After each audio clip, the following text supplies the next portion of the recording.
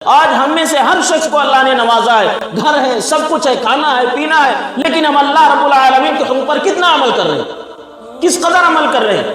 اور پھر ہم یہ کہتے ہیں کہ غیروں کی سازش ہے۔ کیا یہ سازش ہے بستر پر سوئے رہے اور نہ آئے؟ یہ بھی یہود و نصارہ کی سازش ہے، یہ بھی سازش ہے۔ ہر چیز کو ہم سازش سے جوڑ دیتے، اپنے عمل کو نہیں دیکھتے، اپنے اخلاق کو نہیں دیکھتے، اپنے ایمان کو نہیں دیکھتے، اپنے بچوں کی تربیت کو نہیں دیکھتے، ہر چیز کو بہانہ کر کے ٹالتے جا رہے ہیں۔ یہی ہے جو ہے سنت رسول سے دوری۔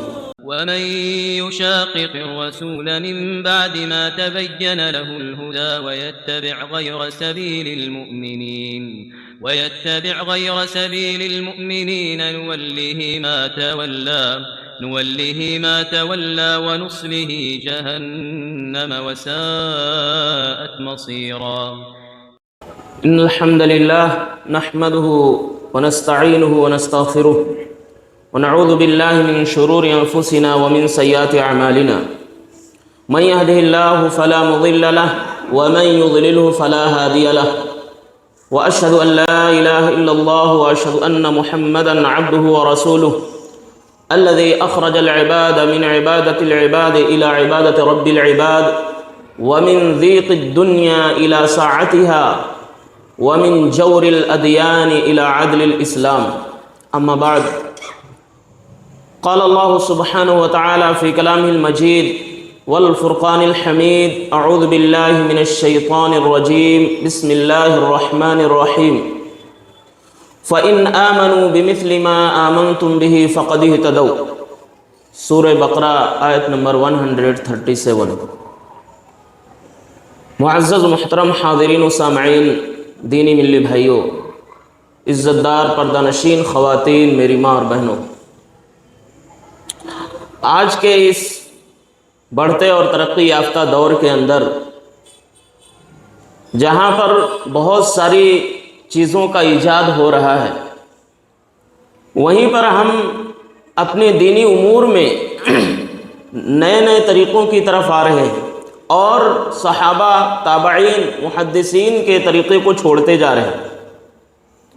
صرف اور صرف ہمارے پاس یا ہمارے تھیلے کے اندر دعوے رہ گئے، دلیل بہت کم رہ گئی، صرف اور صرف نام کی بنیاد پر ہمارا اپنا تعارف ہو رہا ہے۔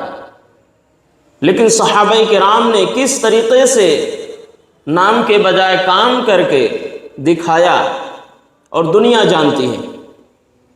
تو آج اسی کے تعلق سے کچھ چیزیں قرآن و حدیث کی روشنی میں آپ کے سامنے پیش کی جائیں گی انشاءاللہ۔ سنت رسول صلی اللہ علیہ وسلم اور ہمارا طرز عمل کہ رسول اکرم صلی اللہ علیہ وسلم کی سنت کیا کہتی ہے اور ہم کرتے کیا ہیں۔ وہی سنت جب صحابہ کے سامنے پیش کی گئی تو انہوں نے کیسا قبول کیا، اور وہی سنت آج ہمارے سامنے بھی ہے، حرف بحرف، بنا کسی تبدیلی کے، بنا کسی چینجنگ کے، اور ہم اس کو کس طرح قبول کر رہے ہیں۔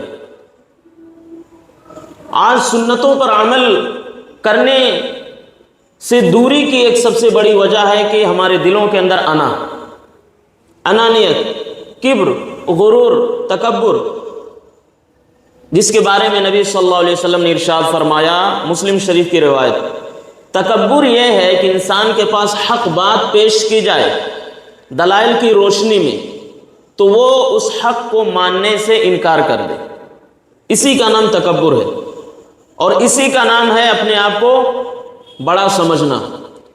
اور اسی کے بارے میں اللہ رب العالمین نے حدیث قدسی میں نبی صلی اللہ علیہ وسلم کو واضح پیغام دے دیا۔ بخاری اور مسلم نے اس روایت کو روایت کیا ہے کہ تکبر اور کبریائی، عظمت میری چادر ہے، میری صفات ہے، جو ان صفات کو اپنانے کی کوشش کرے گا میں اس کو سیدھا جہنم میں داخل کروں گا۔ یہ بڑکپن اللہ کی صفات ہے۔ کیوں؟ اس لیے کہ اس صفات پر پورا اترنا صرف اور صرف اللہ رب العالمین کی ذات ہے، اسی کی ذات کو کمال حاصل ہے، اس کے سوا کسی کی ذات کو کمال یا مکمل حاصل نہیں ہے۔ تو ان کو یہ چیز مناسب نہیں ہے کہ اپنے آپ کو ایسی حرکتوں میں ملوث کریں۔ بہرحال میں اصل موضوع کی طرف آتا ہوں کہ صحابہ کرام نے کس طریقے سے سنتوں پر عمل کیا، کس طریقے سے دنیا تک پیغام پہنچایا۔ جو چیز ہم پر سب سے زیادہ ضروری ہے ان پیغامات کو پہنچانا، اعمال کی شکل میں، اخلاق کی شکل میں، دعوتی پروگرام کی شکل میں، دینی مواقع کی شکل میں، یہ تمام چیزیں کس طریقے سے صحابہ نے کیا۔ ہم بے شمار دروس سنتے ہیں لیکن اعمال نتیجہ ندارد ہوتا ہے۔ تو آئیے دیکھتے ہیں آسمان نبوت کے ایک عظیم درخشاں ستارے مصعب بن عمیر رضی اللہ تعالیٰ عنہ، جو بہت ہی عظیم صحابی ہیں۔ ان کی زندگی سے بے شمار چیزیں ہم کو سمجھنے کو ملے گی اور ان کی زندگی کو ہمارے سامنے ایک بہترین مشعل راہ ان کی زندگی ہمارے لیے پیش کرے گی انشاءاللہ۔ مصعب بن عمیر رضی اللہ تعالیٰ عنہ مکے کے اندر پیدا ہوئے اور انتہائی مالدار ان کا خاندان، ان کا گھرانہ، خاص طور سے ان کے والدین کا جو گھر تھا، پورے مکے کے اندر، پورے جزیرۃ العرب کے اندر سب سے زیادہ مال و دولت میں آگے، سب سے زیادہ معزز اور سب سے زیادہ خاندان میں ان کی عزت، ان کی حوصلہ، ان کا نام، ان کا چرچا، ان کا شہرت تھا۔ ان کے سوا پورے مکے کے اندر، پورے جزیرۃ العرب کے اندر کوئی بھی ایسا شخص نہیں تھا جو ان کے کھانے پینے اور اس طریقے سے ان کے لائف اسٹائل کا طریقہ اپنا سکے۔ اس لیے ان کو عرب کے اندر اعطر اہل المکہ کہا جاتا تھا۔ مکہ کے سب سے بہترین، سب سے قیمتی خوشبوؤں کا استعمال کرنے والا یہ وہ شخص ہیں جو دن میں کئی بار اپنے لباس کو تبدیل کیا کرتے تھے۔ اسلام سے پہلے کی بات ہے۔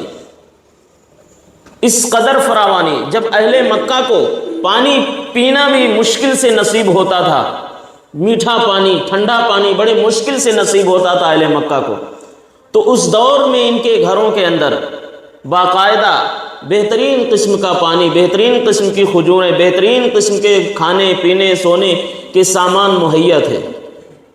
کہنے کا مطلب یہ ہے کہ اس دور میں سب سے زیادہ امیری، سب سے زیادہ ناز و نعم میں اور سب سے زیادہ دولت میں پلے ہوئے تھے۔ وقت گزرتا گیا اور نبی کریم صلی اللہ علیہ وسلم اپنے چند صحابہ کرام کے ساتھ دار ارقم کے اندر، دار ارقم وہ چھوٹا سا جھوپڑی تھا جس کے اندر نبی صلی اللہ علیہ وسلم صحابہ کو خفیہ دعوت، دینی مشورے اور دین پر عمل کرنا، ثابت قدم رہنا، فتنوں سے سامنا کیسے کی، یہ ساری چیزیں تشریح اور تفسیر کیا کرتے تھے۔ اس کو دار ارقم کہا جاتا ہے۔ چنانچہ مصعب بن عمیر رضی اللہ تعالیٰ عنہ ایک دن اس دار ارقم کے اندر داخل ہوئے اور نبی کریم صلی اللہ علیہ وسلم کے پاس جا کر کلمہ توحید پڑھا۔ انہوں نے اللہ کی وحدانیت کا اقرار کیا، ایمان لے آئے۔ ایمان کا صحیح مطلب کیا ہے؟ ایمان کا صحیح مطلب یہ ہے، امام ابن تیمیہ رحمۃ اللہ علیہ نے بڑے پیارے انداز میں ذکر کیا۔ ہم اس تعریف کی روشنی میں اپنے آپ کو ٹٹولیں، کیا ہم اس تعریف پر مکمل اترتے ہیں یا نہیں؟ ایمان کہا جاتا ہے کہ زبان سے اقرار کرنا، دل سے تعظیم کرنا اور اعضاء و جوارح سے اس کو انجام دینا، اس کو کرنا۔ اس بات کا اقرار اور اعتراف کرنا کہ اللہ ایک ہے، اس کے سوا کوئی نہیں ہے، جو بھی ہے وہ عبادت کے لائق نہیں ہے، چاہے وہ کتنا دعویٰ کرے۔ لا الہ الا اللہ کا تقاضا ہی یہی ہے، اور دل سے بھی عزت تعظیم ہونی چاہیے۔ وما قدر اللہ حق قدری۔ تیسری چیز یہ کہ جو اللہ نے کہا ہے، اب ہم نے اللہ کو مان لیا، اب اللہ کی ماننا۔ اللہ کو ماننا اور اللہ کی ماننے میں زمین و آسمان کا فرق ہے۔ آج ہر شخص یہی کہتا ہے کہ ہمارا رب ایک ہے، حتیٰ کہ غیر قومیں بھی یہ کہتی ہیں سب کا مالک ایک، وہ بھی یہی کہتے ہیں، لیکن کام اس ایک مالک کے لیے نہیں کرتے، الگ الگ مالک بنا رکھے ہیں، الگ الگ رب بنا رکھے ہیں۔ تو اس لیے یہ رب پر ایمان نہیں ہوا، آدھا ادھورا بھی ایمان نہیں ہوا۔ تو اس زمرے کے اندر کتنے لوگ ہم میں سے آ جاتے ہیں جو اس تعریف سے الگ ہو جاتے ہیں۔ مثال کے طور پر آپ نماز کی مثال لیں، عبادات کی مثال لیں۔ یقین ہے کہ میرے رب کا حکم ہے نیند چھوڑو، میرے رب کا حکم ہے مشغولیات چھوڑو، میرے رب کا حکم ہے کہ جب تمہارے مال کے اندر زکوٰۃ نصاب کو پہنچ جائے تو اس کی ادائیگی پاکی صفائی کے لیے، مال کی صفائی کے لیے تم ایک حصہ مستحقین کو ادا کرو۔ بے شمار دین کے جو بھی مسائل ہیں اس پر مستحق ہوتے ہوئے بھی ہم نہیں کر رہے ہیں، اس کا مطلب ہم ایمان نہیں، صرف دعویٰ ہے۔ جو ایمان ہے وہ قابل قبول نہیں ہے، کیونکہ قرآن کی آپ آیات اٹھا کے دیکھیں، یا ایھا الذین آمنوا وعملوا الصالحات، ایمان مشروط ہے عمل صالح کے ساتھ۔ اور قرآن مجید کے اندر اللہ رب العالمین نے چھوٹی سی آیت کے اندر پوری کی پوری انسانیت کی کامیابی کا راز بتا دیا۔ والعصر ان الانسان لفی خسر، وقت کی قسم ہے، وقت جس طرح تیزی سے گزر رہا ہے، جس حساب سے یہ وقت گزر رہا ہے اور جس قدر اس کی اہمیت ہے، جس نے اس کو سمجھا وہ ستارہ بن کے چمکا، اور جس نے وقت کو ضائع کیا، برباد کیا، وہ اس قدر مٹ گئے کہ ان کا نام لینے والا کوئی نہیں رہا۔ تمام کے تمام انسان گھاٹے میں، کوئی بھی ہو، چاہے امیر ہو، غریب ہو، کالا ہو، گورا ہو، اس کا کوئی یہاں پر کوئی ذکر نہیں، انسان لفظ ذکر کیا گیا۔ کوئی یہ نہ کہ میں قریشی ہوں، میں خاندان ہوں، سید ہوں تو میں کیسے ہو سکتا ہوں، نہیں، اللہ نے سب کی نفی کر دی۔ لیکن کچھ لوگ فائدے میں ہیں جو ایمان لائے، صحیح ایمان لائے، دل سے لائے، خوشی سے۔ یہ نہیں کہ مسلمان ماں باپ ہیں، اسلامی گھرانے میں پیدا ہو گئے، نام عبداللہ، عبد الرحمن، عبد القادر، عبد الجبار، عبد الغفار رکھ لیے تو مسلمان ہو گئے۔ وہ تو نبی کریم صلی اللہ علیہ وسلم نے سب سے پہلے ہی یہ گواہی دے دی تھی، جو بھی بچہ پیدا ہوتا کسی بھی گھر میں، کسی بھی قوم میں، چاہے وہ غیر قوم کے اندر ہی کیوں نہ ہو، فطرت اسلام پہ پیدا ہوتا ہے، پیدائش ہی اس کی فطرت پر، نیچر پہ ہوتی، توحید پر ہوتی۔ پھر اس کے والدین کا جو دین ہوتا، جو عقیدہ ہوتا ہے، اس عقیدے کے مطابق اس کو ڈھالتے ہیں۔ اگر اس کے والدین یہودی ہیں تو یہودیت کی دعوت دیتے ہیں، اگر اس طریقے سے اس کے والدین کچھ اور بھی ہیں تو اس کی طرف تعلیم دیتے، جس کی وجہ سے وہ ادھر مڑ جاتا۔ جس طرح سادہ کاغذ ہوتا اس پہ جو بھی لکھا جاتا وہی نقش ہو جاتا۔ تو آج ہماری اکثریت کا حال یہی ہے کہ خاندانی، آبائی، باپ دادا کے حساب سے تو مسلمان ہیں، لیکن ہمارے اعمال کیا کہتے ہیں، ہم اعمال کے حساب سے ہیں یا نہیں ہے، یہ فیصلہ آپ کرنا۔ میں کوئی ایشو نہیں چھوڑ رہا، میں کوئی ایسی چیز تنقید نہیں کر رہا، بلکہ جو حالات حاضرہ ہے، جو تلخ حقیقت ہے، ہم صرف گھروں میں بیٹھ کے مسکرا لیتے ہیں، مسجد میں آ کے خوش ہو جاتے ہیں۔ اب باہر نکلیں، دیکھیں کیا کیا چیزیں ہو رہی، اسلام کے تعلق سے کیا سازشیں ہو رہی ہیں، بچے اور بچیوں کو کس طریقے سے دینی تعلیم سے بھٹکا کر کے غیر رنگ میں رنگنے کی کوشش کی جا رہی ہے اور رنگا بھی جا رہا ہے۔ اس کی فکر کون کرے گا؟ ہمارے قائدین، ہمارے رہنما اور ہمارے جو بڑے، ظاہر کی بات ہے سب پوری قوم مل کے کرے گی تب جا کے ہوگا۔ صحابہ نے جو دل و جان، دل و جگرہ لگا کے کیا ہے، یہ اس لیے کیا تھا کہ ان کو پتا تھا کہ ایمان کا مطلب کیا ہے۔ ایمان کا مطلب کیا؟ لا الہ الا اللہ محمد الرسول اللہ صلی اللہ علیہ وسلم۔ تو خاندانی نہیں بلکہ قرآن اور حدیث کے اصولوں کے مطابق ہمیں مسلمان بننا، اللہ کی مرضی کے مطابق بننا ہے، سنت رسول صلی اللہ علیہ وسلم کے تقاضے کے مطابق بننا ہے، تب جا کے ہمارا ایمان، ہماری دعائیں، ہمارے اعمال قابل قبول ہوں گے، ورنہ پھر شور مچانے سے کچھ نہیں ہوتا۔ اس کے بعد اللہ رب العالمین نے کہا جو عمل صالح کرے۔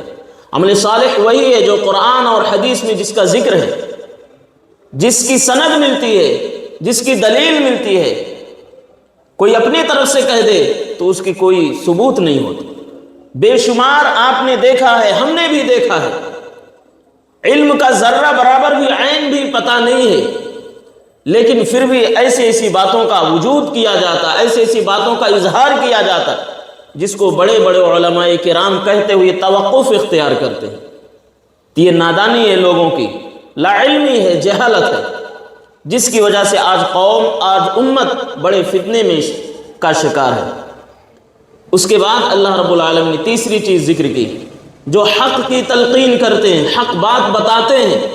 حق بات سیکھیں گے تو بتائیں گے. حق بات سیکھنا پڑتا ہے، حق بات پوچھنا پڑتا، حق بات تلاش کرنا پڑتا، تب جا کے لوگوں کو بتائیں گے. اور صبر کا مطلب یہ نہیں کہ ہاتھ پہ ہاتھ دھرے بیٹھے رہے کہ چلو رب نے جو لکھا ہوگا وہ ہوگا. یہ معاملہ ہرگز نہیں ہے. صبر کا مطلب یہ ہے کہ آپ کی بساط میں جتنا وسعت رب نے دی ہے، جتنا طاقت رب نے دی ہے، موقع سے فائدہ اٹھانے کی جتنی کوشش کر سکتے آپ، رات و دن میں دین الہی کی تبلیغ، اشاعت سنت رسول صلی اللہ علیہ وسلم کو لوگوں تک پہنچانے، اس کی ترویج میں جتنی کوشش کر سکتے ہیں آپ نے بھرپور کیا. اس کے بعد نتائج معاملات اللہ رب العالمین آپ کو عطا کرنا. یہ ہے صبر کا مفہوم. بہانے بازی کا نام صبر نہیں ہے. بہانہ کرنا صبر نہیں ہے کہ تجارت ہے، دکان تھی، رشتے تھے، احباب تھے. ارے صحابہ کے سامنے بھی سب سے بڑا چیلنج تھا. آج ہم جس ماحول میں، جس معاشرے میں رہ رہے ہیں، پھر بھی وہ معاشرہ کفار مکہ کے معاشرے سے بہتر ہے، جہاں پر صحابہ کرام کو صرف لا الہ الا اللہ کہنے کی وجہ سے ان کا وجود مٹا دیا جاتا تھا، یا تو انگاروں پر، یا تو دھوپ، تپتی ہوئی دھوپ میں لٹایا جاتا، یا اس طریقے سے نہ جانے کتنے تکالیف اور عذاب ان کو مصیبتیں دی گئی. صحابہ کرام کا گھر، بیوی، بچے سب کچھ چھین لیا گیا، لیکن انہوں نے وفاداری کا مطلب سمجھا، ایمان کا مطلب سمجھا. یہی مطلب، یہی مفہوم ہمیں سمجھنا ہوگا. حکمت کے نام پر، یقیناً دینی تعلیم میں حکمت ہے، لیکن حکمت کے نام پہ مجبوری، حکمت کے نام پر بزدلی، ڈرپوکی، حکمت کے نام پہ پیچھے رہنا، یہ اسلام کا شیوا اور شعار نہیں ہے. یقیناً اسلام میں حکمت ہے. آج میں حکمت کا مفہوم اختصار سے بتا دوں. حکمت کہتے ہیں کسی بڑے فائدے کے لیے چھوٹا فائدہ قربان کرنا. جیسے صلح حدیبیہ کے موقع پر نبی کریم صلی اللہ علیہ وسلم کو اور ان کے اصحاب کو عمرہ کرنے سے جب روکا گیا مکے سے کچھ دوری پر، تو صحابہ کرام بھی پریشان ہیں، نبی صلی اللہ علیہ وسلم بھی پریشان ہیں. ہمیں وہ عبادت ادا نہیں کرنے دیا گیا جو عظیم عبادت. پھر وحی آتی ہے، آپ جہاں ہیں، جہاں روکے گئے وہیں آپ ان عبادات کے ارکان کو ادا کریں، رب قبول کرنے والا ہے. اس کے بعد یہ بتایا گیا، یہ ان کا روکنا اس بات کی دلیل ہے کہ آپ کے ایمانی جذبے سے بوکھلائے ہوئے ہیں. ان کا روکنا، کفار مکہ کا روکنا مکے سے پہنچنے تک، مکے میں دخول سے روکنا، اس بات کی دلیل ہے کہ یہ پریشان ہیں، گھبرائے ہوئے ہیں. آپ صبر رکھیں، یقین رکھیں، ایک دن ایسا آئے گا پورا مکہ ہی آپ کے حوالے ہو جائے گا. اور یقیناً ہوا بھی. سال، 1.5 سال، 2 سالوں کے اندر مکہ فتح ہوا. تمام کے تمام سیرت نگاروں نے، محدثین، مفسرین نے کہا کہ یہ فتح کی سب سے پہلی سیڑھی تھی صلح حدیبیہ. تو ایک چھوٹا فائدہ ضرور تھا کہ ہم جا سکتے تھے، ہمارا داخلہ فتح مکے سے پہلے ہو سکتا تھا، یقیناً دنیا جانتی تھی اور صحابہ کرام خوش ہوتے تھے. لیکن وہ فائدہ جو ہمیشہ ہمیش کے لیے، قیامت تک کے لیے مسلمانوں کے ہاتھوں میں دے دیا گیا، اور کسی غیر قوم جو کلمہ توحید کا اعتراف اور اقرار نہیں کرتا اس کا داخلہ بھی ممنوع قرار دیا گیا. یہ شرف قیامت تک کے لیے دے دیا گیا. تو یہ بہت بڑا فائدہ تھا یقین. تو حکمت اس کو کہا جاتا ہے، کسی بڑے فائدے کے لیے چھوٹے فائدے کو نظر انداز کرنا. نہ یہ کہ صرف مجبوری کے نام میں چادر اوڑھ کے بیٹھ جانا، یہ بزدلی ہے، یہ ذمہ داری سے بھاگنا ہے، اور اس چیز کے اندر اپنے آپ کو کمتر محسوس کرنا ہے. لیکن صحابہ کرام کا جو جذبہ تھا، یہی جذبہ پیدا کرنے کی ضرورت ہے. سیرت ہمیں یہی بتاتی ہے. بے شمار آپ تقاریر سن لیں، لیکن سیرت سے بہتر صحابہ تابعین کی سیرت سے بہتر محدثین کی سیرت سے، کیونکہ اس میں عملی نمونہ ملتا ہے، عملی مثال ملتی، ایک مشعل راہ ملتی ہے. تو مصعب بن عمیر رضی اللہ تعالیٰ عنہ ایمان جب لے کے آئے، جس حالت میں ایمان لے کے، دنیا کی ساری نعمت ان کے گھر میں ہے، ان کے قدموں تلے ہے، ان کے دائیں بائیں ہے. جب ایمان لے کے آئے تو انہوں نے اپنے ایمان کو چھپایا، ظاہر نہیں کیا، کیونکہ ان کی والدہ کا جو رعب تھا، جو دبدبہ تھا، وہ پورا مکہ جانتا تھا. ان کے ڈر سے اس کو ظاہر نہیں کیا. لیکن عبادات چھپ چھپ کر کیا کرتے تھے.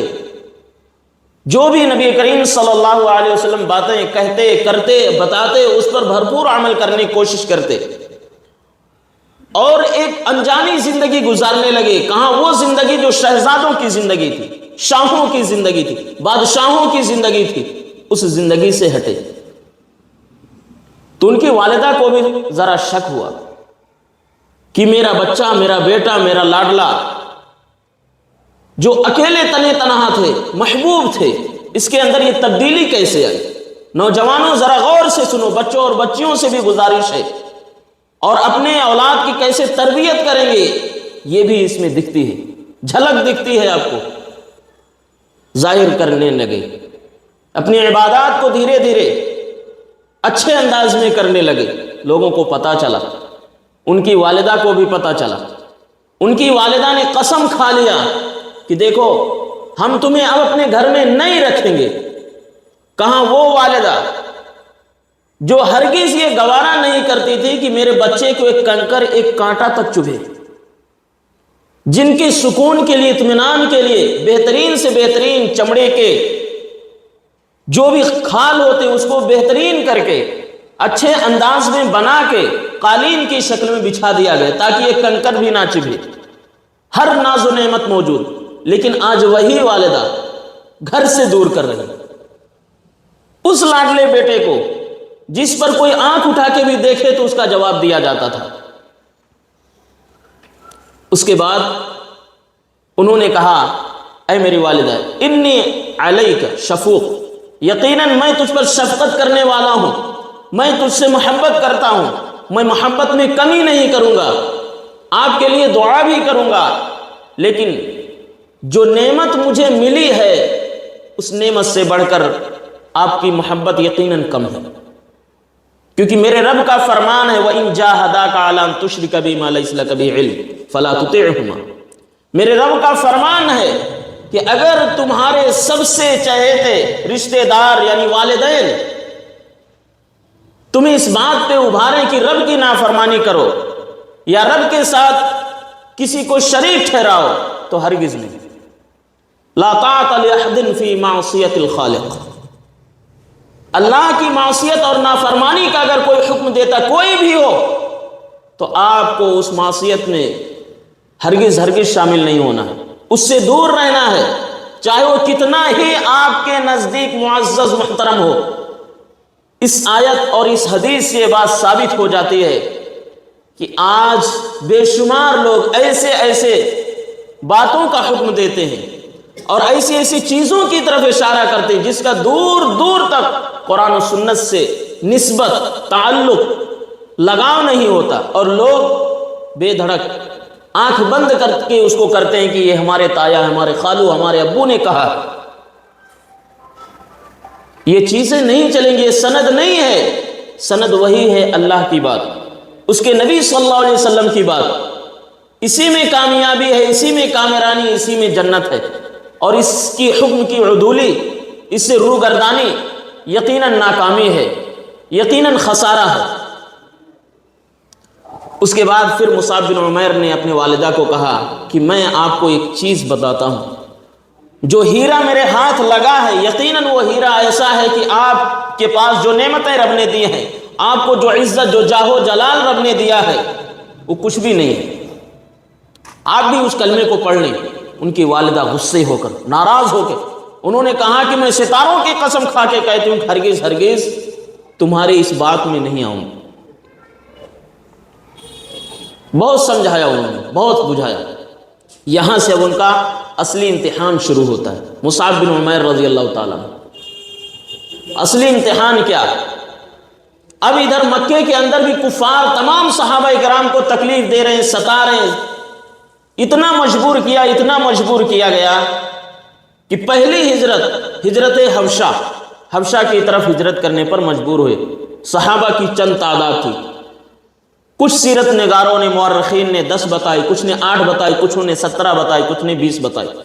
بہرحال چند تعداد تھی صحابہ کرام کی, اور مجبوراً ان کو اپنی سرزمین چھوڑنی پڑی اور ایک ایسی سرزمین کی طرف جانا پڑا جہاں وہ کبھی گئے نہیں تھے, جہاں کا راستہ انہیں نہیں معلوم. ان کو یہ نہیں معلوم کہ وہاں کا حاکم وہاں کا قائد کیسا، ہمارے ساتھ سلوک کیا کیا جائے گا، لیکن پھر بھی ایک نیک فالی تھی، ایک اچھی آرزو تھی کہ یقیناً وہاں کا حاکم کچھ نرم رویہ رکھتا ہے، مسلمانوں کے لیے ایک نرم پہلو رکھتا ہے۔ تو اس امید پر، اس رجا پر اور اس تمنا کے سہارے وہ نکلے تھے مکے سے۔ بہرحال وہاں گئے، کچھ دن رہے، بہت سارے واقعات پیش آئے، پھر وہاں سے آئے، نبی کریم صلی اللہ علیہ وسلم کے ساتھ رہتے رہے، یہاں تک کہ ہجرت سے پہلے 1 سال، 1.5 سال، 2 سال کا واقعہ ہے، جب بیعت عقبہ اولیٰ ہوتی ہے۔ یہ بیعت اس لیے مشہور ہے کہ مدینہ سے چند معزز حضرات حج کے لیے اور اس طریقے سے دیگر امور کے لیے آئے تھے۔ انہوں نے کہا کہ آپ ہمارے اندر ایک ایسا رہنما، ایک ایسا قاری، ایک ایسا عالم، ایک ایسا داعی، ایک ایسا با اخلاق اور اخلاق سے متصف شخص کو بھیجیں جو ہمارے لیے ایک بہترین رہنما ثابت ہو، دینی اعتبار سے اور اللہ سے جوڑنے کے حساب سے، ہر اعتبار سے ہمارے لیے ایک ہیرا ثابت ہو۔ تو نبی کریم صلی اللہ علیہ وسلم نے بیعت عقبہ اولیٰ کے بعد مصعب بن عمیر رضی اللہ تعالیٰ عنہ کو بھیجا، اسی لیے ان کو فرسٹ ایمبیسڈر آف اسلام کہا جاتا ہے۔ مصعب بن عمیر رضی اللہ تعالیٰ عنہ یہ اسلام کے سب سے پہلے سفیر ہیں۔ ان کے اندر جو مہارت تھی، جو جذبہ تھا اور جو باتوں کی سلجھانے کی تکنیک رب نے دی تھی، یقیناً پورے مکے کے اندر ان کی عمر کے نوجوانوں کو کسی کو نہیں تھی۔ یہ تمام مورخین نے لکھا، تمام سیرت نگاروں نے لکھا ہے، جب وہ بات کرتے تھے تو سارے کے لوگ جو ان کے قبیلے کے ہوں، اپنے ہوں، پرائے ہوں، دور کے ہوں، نزدیک ہوں، سب سر جھکا کے ان کی بات کو سنتے تھے۔ ان کی باتوں کے اندر ایسی کشش ہوتی تھی، باتوں کو سلجھانے، باتوں کو اچھے طریقے سے حل کرنے کا، پیش کرنے کا جو داعیہ، جو جذبہ، جو طریقہ، جو اصول ان کے پاس موجود تھا، وہ اس وقت کسی کے پاس نہیں تھا ان کے ہم عمروں میں۔ بڑے بڑے لوگ مجبور ہوتے تھے ان کی محفلوں کو سننے میں، جدھر وہ بیٹھ جاتے پورا کا پورا معاشرہ، قبیلہ ان کے پاس گولا بنا کے بیٹھ جاتا تھا۔ ان کے اندر وہ حکمت، وہ دانائی اور وہ بہترین باتیں تھیں جو اوروں میں نہیں تھی۔ چنانچہ نبی کریم صلی اللہ علیہ وسلم نے اہل مدینہ کی گزارش پر، التماس پر ان کو مدینہ روانہ کیا۔ مدینہ پہنچے، مکے اور مدینے کی دوری کافی ہے، 400-500 کلومیٹر کے آس پاس ہے، رات دن کا سفر، ابھی عمر بھی زیادہ نہیں ہے۔ آج اس عمر کے آج کے نوجوان یا تو گیم کھیل رہے ہیں، یا تو اس طریقے سے ادھر ادھر چوراہے راستوں پہ 2-2 بجے تک بیٹھ کے فالتو باتیں کر رہے ہیں۔ نوجوانوں سنو، ایک وہ بھی نوجوان تھے جو نوجوانی ہی کے اندر اپنے لیے کامیابی کا راستہ کھول چکے تھے، اللہ سے قریب ہو چکے تھے، اور اسی وقت کے بارے میں نبی صلی اللہ علیہ وسلم نے کہا اس عمر کی عبادت، جوانی کی عبادت، چاہے وہ مرد کی ہو یا عورت کی ہو، وہ اس قدر محبوب ہے اللہ کو کہ یقیناً اگر کسی نے اپنی جوانی کی حفاظت کر لی، اس میں اللہ کو منا لیا، تو یقیناً اللہ رب العالمین حشر میں اس کو اپنے عرش کے نیچے سایہ دے گا، جہاں سارے لوگ پریشان ہوں گے، جہاں سارے لوگ تڑپ رہے ہوں گے، جہاں سارے لوگ ایک تنکے کے لیے، ایک قطرے پانی کے لیے سسک رہے ہوں گے، ایسے میں وہاں عرش کا سایہ نصیب ہوگا، جو سایہ، جو چھاؤ، جس کی مثال نہیں بیان کی جا سکتی، کوئی مثال ہی نہیں، بے مثال، جو نعمتیں، جو راحتیں، جو سکون، جو اطمینان، اس کو ہم لفظوں میں نہیں کہہ سکتے، احساس کیا جا سکتا ہے۔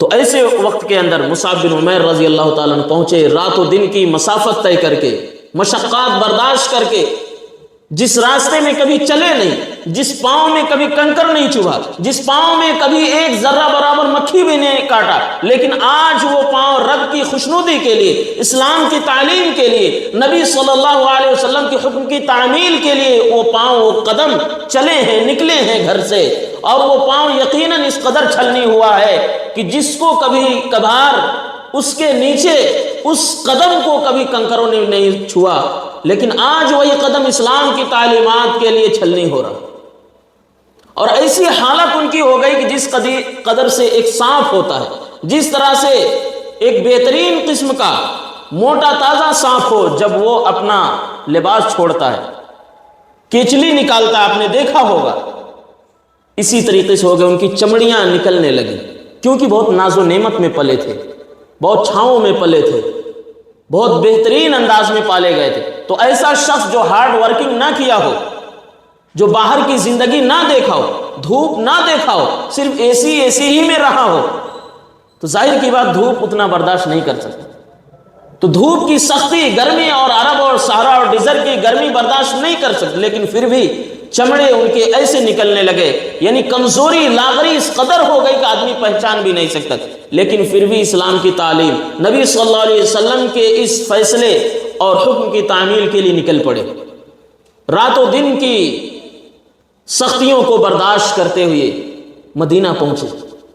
مدینہ پہنچ کے اسعد ابن زرارہ کے پاس پہنچے، اس کے بعد ان کو تعلیم دی، ان کو سکھایا، بیٹھایا، لیکن ان سے بھی بڑے جو مدینے کے سرداروں میں سے سب سے بڑے سردار ہیں وہ سعید ابن حضیر، سعد ابن معاذ، یہ بڑے سردار ہیں، مدینہ کو ہینڈل کرنے والے، مدینہ پر رولنگ کرنے والے اور اپنا ایک مقام رکھنے والے۔ چنانچہ اسید بن حضیر رضی اللہ تعالیٰ عنہ آئے، جب ان کو خبر لگی کہ ایسا شخص آیا ہوا ہے مدینے کے اندر جس سے ہم خود بھاگتے ہیں، وہ نیزہ لہرائے ہوئے، تیر تانے ہوئے، اور اپنے چہرے کا رنگ بدلے ہوئے، اور اس جذبے میں کہ اس کو ہم یہاں سے ختم کر کے رہیں گے، اس کو واپس کر کے رہیں گے، یا اس کا جو مقصد اس کو ناکام کر کے رہیں گے۔ تو مصعب بن عمیر رضی اللہ تعالیٰ عنہ کے بارے میں نے ابھی بتایا، ان کی بات میں اللہ نے وہ دم رکھا تھا، وہ خم رکھا تھا، وہ مضبوطی رکھی تھی، اپنا ہو یا غیر ہو سننے پہ مجبور ہوتا۔ مصعب بن عمیر رضی اللہ تعالیٰ عنہ نے کہا تھا آئیے بیٹھیے نا، ہماری کچھ باتیں ہیں آپ سن تو لیجئے، ہم یہ نہیں کہتے کہ آپ کو ماننا ہی ہے، یہ آپ کے اوپر ہے، اچھا لگے تو آپ اس کو دل سے لگائیے، نہ اچھا لگے تو آپ غور کیجئے، آپ فکر کیجئے، آپ سوچئے، فیصلہ آپ کے پاس ہے، ہم تو بس ایک سفیر ہیں، آپ کی سرزمین پر آئے ہیں، اور آپ کی سرزمین مجھے بہت پیاری ہے، آپ کی سرزمین سے مجھے محبت ہے، اس لیے میں نے آپ کی سرزمین کا انتخاب کیا۔ آپ کی سرزمین شیروں کی، بادشاہوں کی، بڑے لوگوں کی، تو یہ باتیں سنتے ہی ان کے دل کے اندر اسید بن حضیر کی دل نرم ہوئی، چلو سن لیتے، سننے میں کیا ہے۔ چنانچہ اکثر روایات میں آتا سورہ یوسف کی کچھ آیتیں انہوں نے پیش کی۔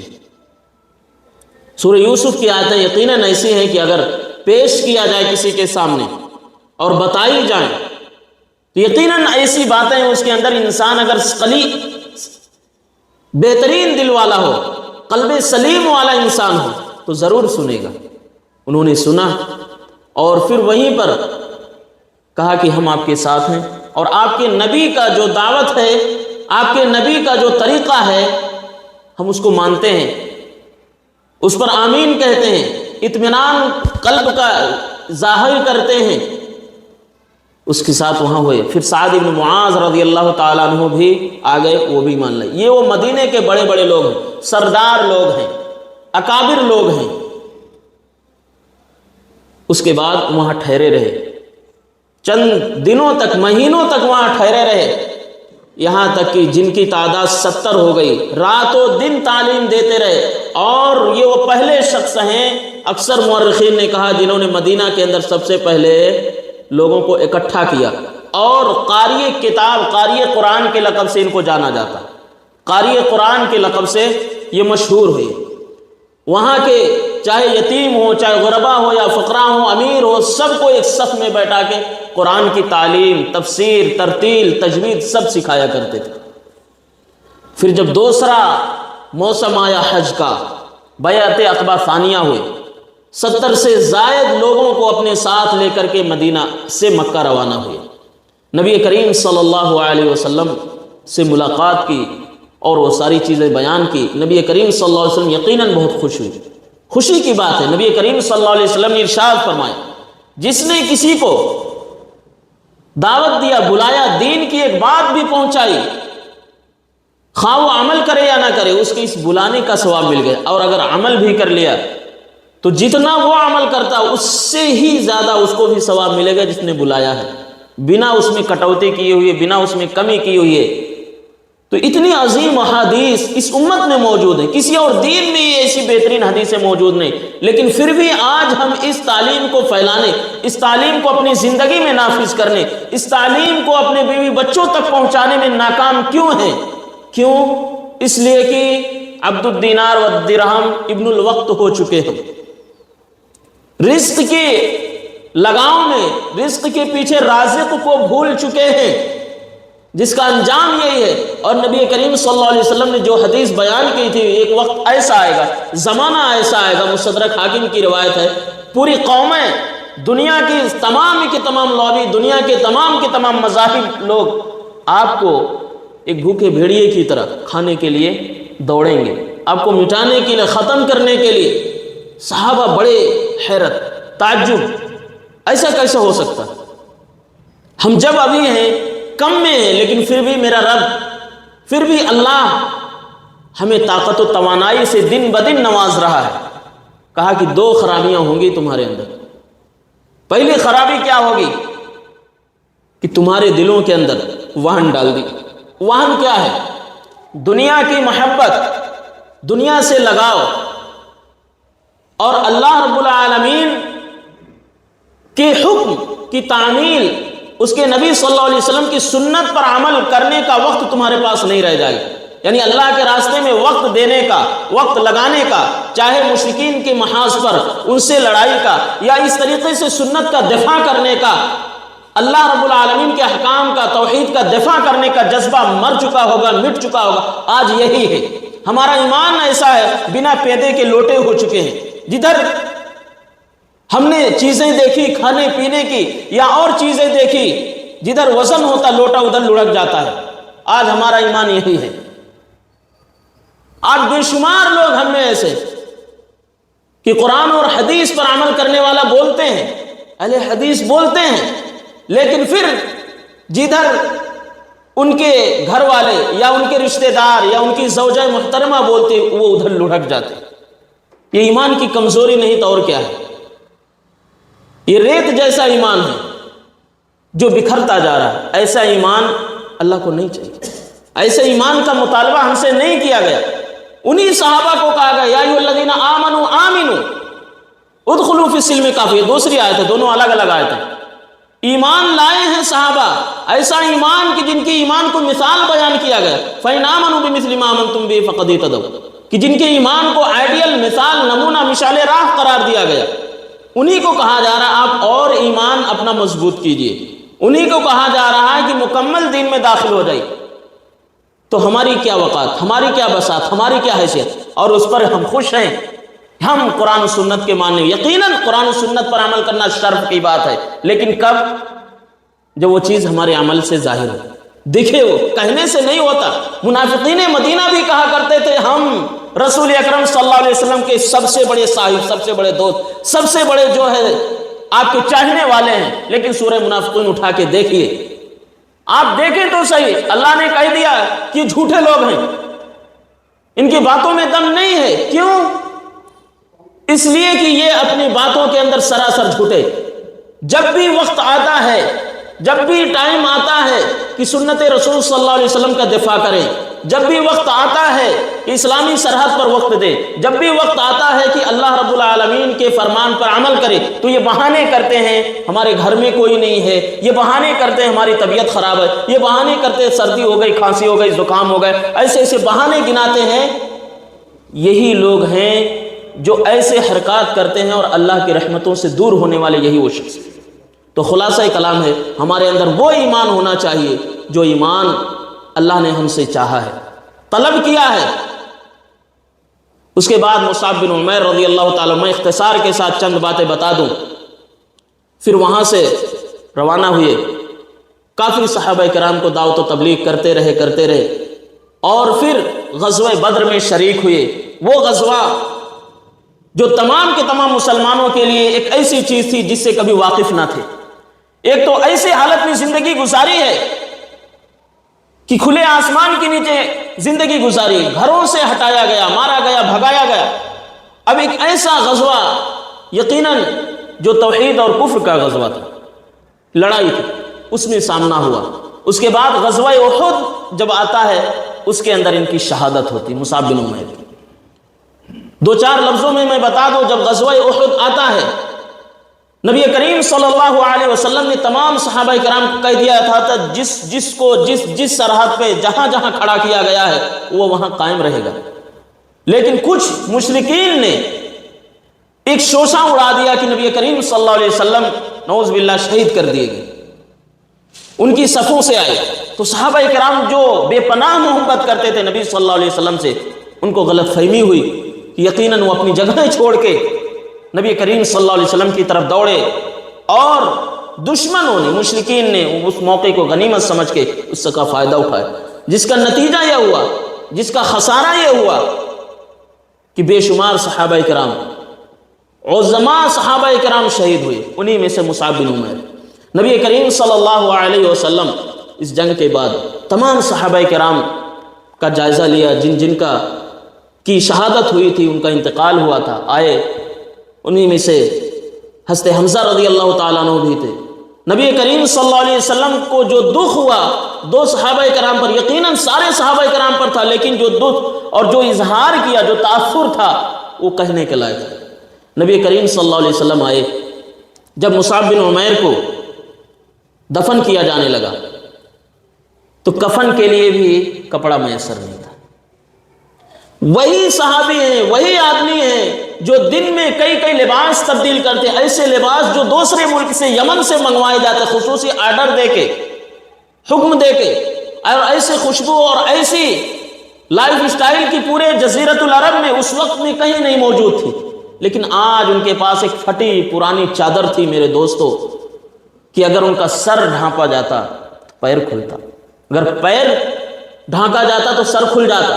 نبی کریم صلی اللہ علیہ وسلم نے آخر میں کہا کہ ان کے سر کو ڈھانپ دو، اور پیر کی جگہ پر اذخر، جو عربوں میں ایک مشہور ایک خوشبودار گھاس ہوتی ہے، اس کو ڈال کے بند کر دو۔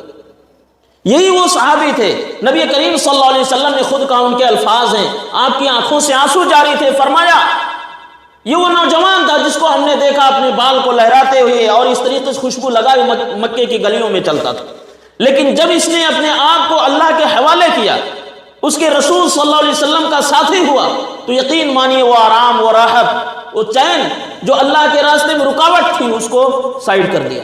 یہ ہے ایمان کی نشانی، یہ ہے ایمان کی دولت، یہ ہے ایمان کا جذبہ۔ آج ہم میں سے ہر شخص کو اللہ نے نوازا ہے، گھر ہے، سب کچھ ہے، کھانا ہے، پینا ہے، لیکن ہم اللہ رب العالمین کے حکم پر کتنا عمل کر رہے ہیں، کس قدر عمل کر رہے ہیں؟ اور پھر ہم یہ کہتے ہیں کہ غیروں کی سازش ہے۔ کیا یہ سازش ہے بستر پر سوئے رہے اور نہ آئے؟ یہ بھی یہود و نصارہ کی سازش ہے، یہ بھی سازش ہے۔ ہر چیز کو ہم سازش سے جوڑ دیتے، اپنے عمل کو نہیں دیکھتے، اپنے اخلاق کو نہیں دیکھتے، اپنے ایمان کو نہیں دیکھتے، اپنے بچوں کی تربیت کو نہیں دیکھتے، ہر چیز کو بہانہ کر کے ٹالتے جا رہے ہیں۔ یہی ہے جو ہے سنت رسول سے دوری۔ تو محترم سامعین، یہ کچھ باتیں تھی جو میں نے آپ کے سامنے رکھا۔ یقیناً اس میں ہمارے لیے اور آپ کے لیے مثال ہے، ہمارے لیے اور آپ کے لیے اس میں بہترین باتیں ہیں۔ اللہ رب العالمین سے دعا ہے کہ اللہ ہم تمام لوگوں کو جب تک دنیا میں رکھ، دین و ایمان پر رکھ، اور جب خاتمہ ہو، خاتمہ بالخیر ہو، توحید پر ہو۔ آمین۔ وآخر دعوانا الحمد للہ رب العالمین۔